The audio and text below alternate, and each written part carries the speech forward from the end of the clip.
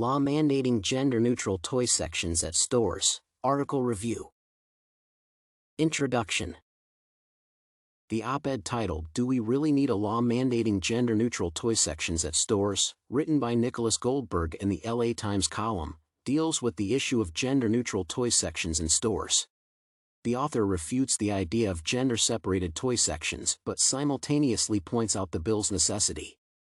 His main thesis is that despite the importance of the issue, the adoption of such a bill fails to solve a problem that the government should not solve.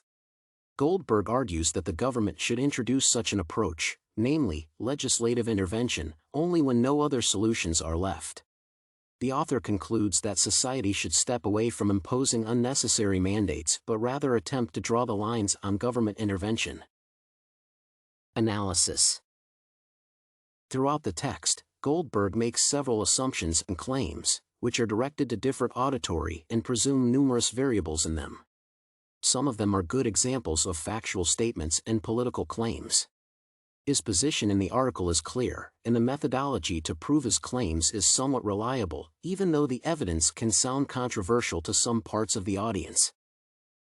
The first claim made by the author was the bill wanted to solve a problem that had already been essentially solved. This is a claim of fact because department stores have already stepped away from the gender separation of toy sections. The unspoken assumption in this claim, which is the same as the second claim discussed, is that there is nothing to be legislatively fixed since everything can be done without government intervention. Another important assumption of Goldberg goes far beyond the focus on the toy section and attempts to touch upon the bigger picture. He asks if the government's role should be that encompassing, implying that the government's influence on the economy should be reduced. This claim became an interesting example of a political assumption attempting to change or re-establish the action course. As evidence to the claim that the problem has already been solved, Goldberg gives a factual example that department stores do not really have gender-based toy departments, for example, Walmart and Target. In this regard, the imposing of the mandate serves no benefit. Talking about diminishing the government's role in the economy and distribution sectors, the author's evidence is theoretical. The main evidence of the author is that the general good of improving wages and workers' rights protection is beneficial, but several legislations are a burden to the economy.